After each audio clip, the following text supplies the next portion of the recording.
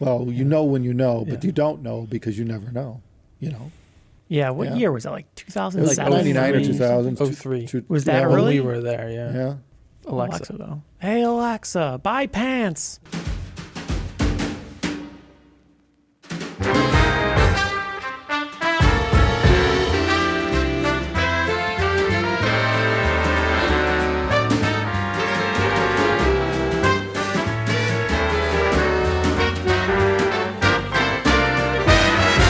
Well, we've seen people time and time again say, well, for that money, I could just go to concerts for years. It's true. And that's kind of true. Yeah, that's a valid option. You might be able to hire your own band too. Yeah. If you're at $100,000, hell, you could have a band once a month come in and play for an hour or two. You Live. could, It is a little inconvenient. Yeah. You know? Well, maybe you could set up a room just for that. Would they know all the this is my tracks, band though? room? Yeah. Oh, yeah. They can't just play. Oh, now play.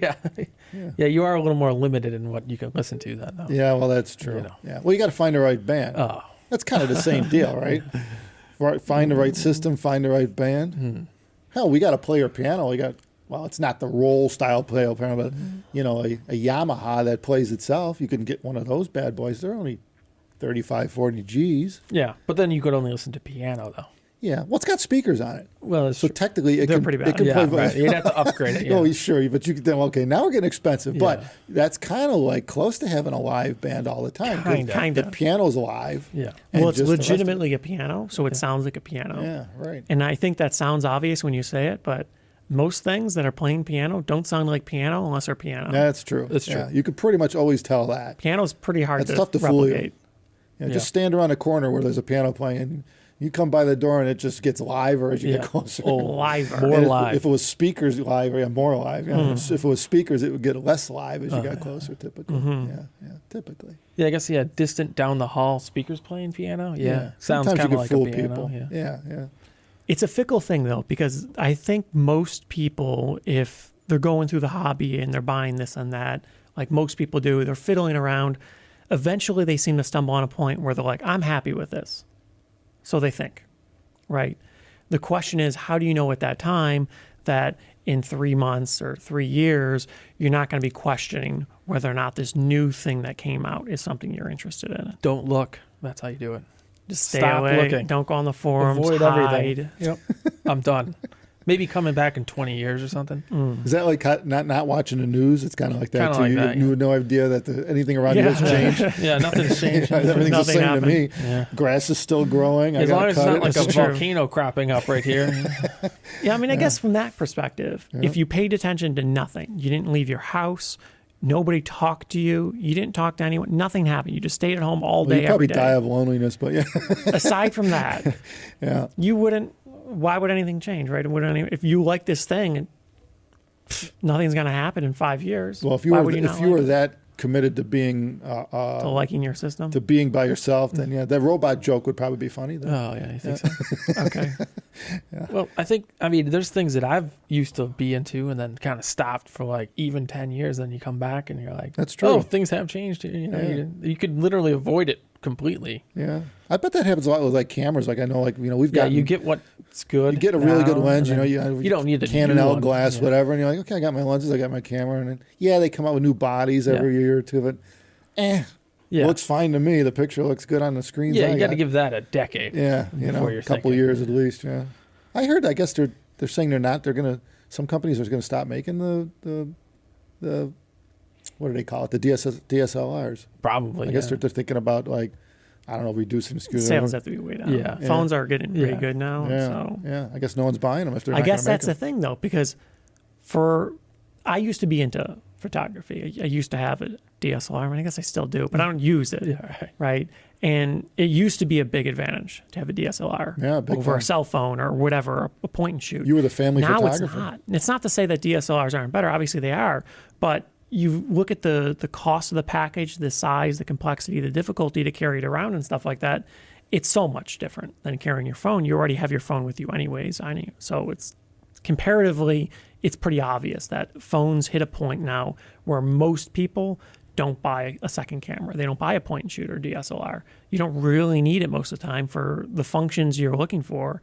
the phone does it. So that kind of sets a level when you see that, like with video or even video and picture photography, is that's your personal level. Like you're good. That's good enough for you, and you don't really have a need for anything better. And that's kind of what audio I think Same is kind too. of thing. Yeah, because if a picture looks good today, it'll look good in 50 years still, right? Yeah. Well, if it's printed, Right. Well, I guess digital's kind of different. You see that on the forums a lot, though.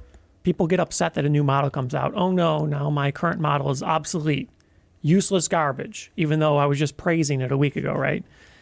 But nothing changed. Your thing still does the same thing it did. The difference is there's a new one that you assume is a little bit better, and you have the itch to get it. Well, you got to admit, the TVs have come a long way, screens have come a long way, videos come a long way. It's true. 4K is at a pretty good level for being what I would think is for watching movies about as realistic as we're probably going to get in some time.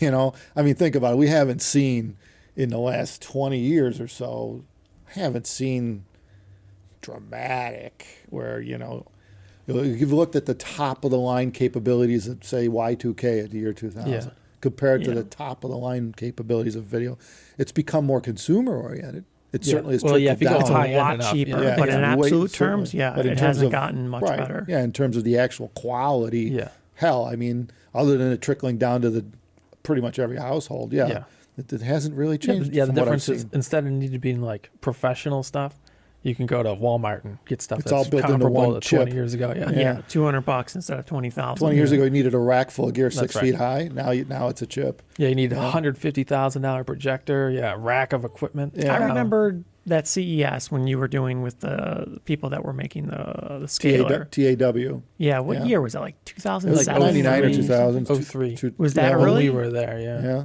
Was it? Jeez. Yeah. Well, 03? that was a while ago then. I Yeah. guess it was pre-iPhone, so yeah. Yeah. That was a long time ago. But I remember thinking, wow, this picture looks good. Yeah. And It was good.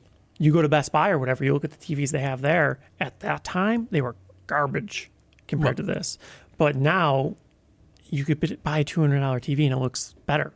Yeah. It's amazing. Yeah. So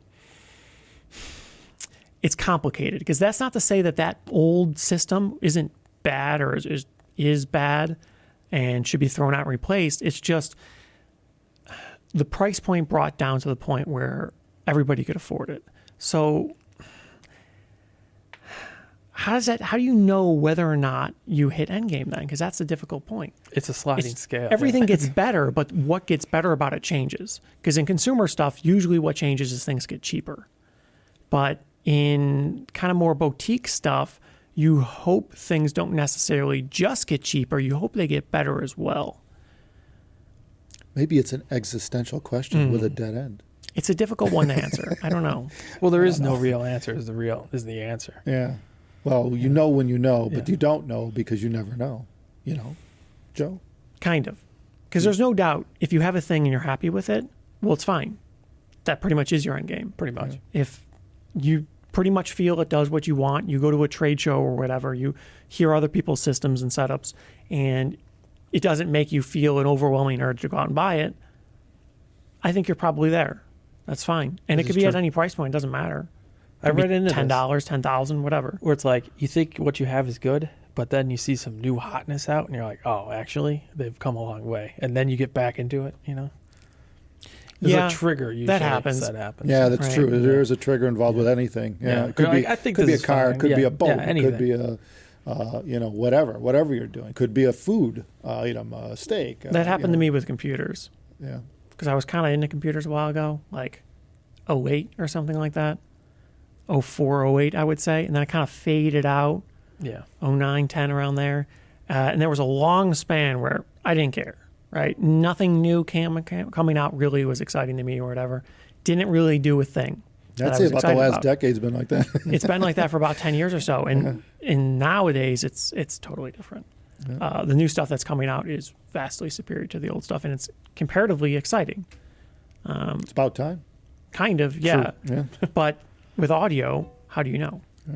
Well, with anything, how do you know? Yeah. It's a little bit different with audio because at least with audio, you're dealing with a finite limit. You're dealing with a human.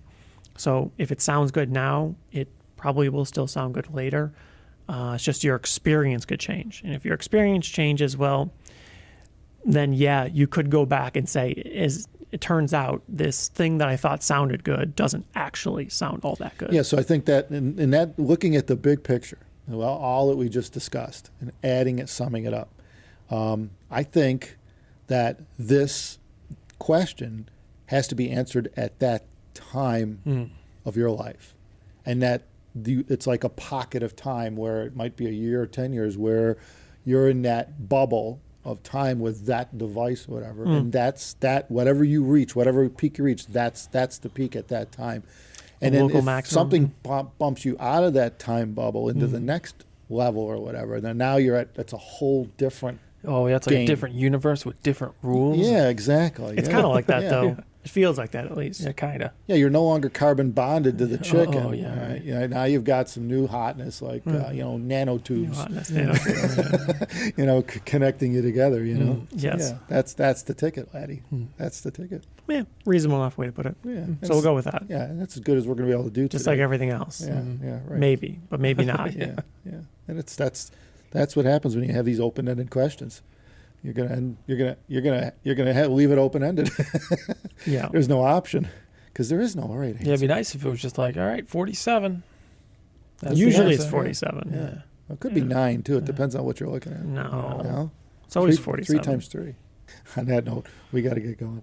Thank you, everybody, for watching. Remember to subscribe to us. Click subscribe if you're not watching us on a TV. Your laptop or your phone has a subscribe button. Yeah, down there. wherever they're listening to our podcast that we have available at all your favorite podcast locations. Yeah, that's right. How do they subscribe then? Yeah, if you ask Siri about Abyss top of the line, Alexa. though. Hey, Alexa, buy pants. I never tried Alexa. I don't have her. You? Nope. No. Someone will have to try it and tell us if it works in the comments.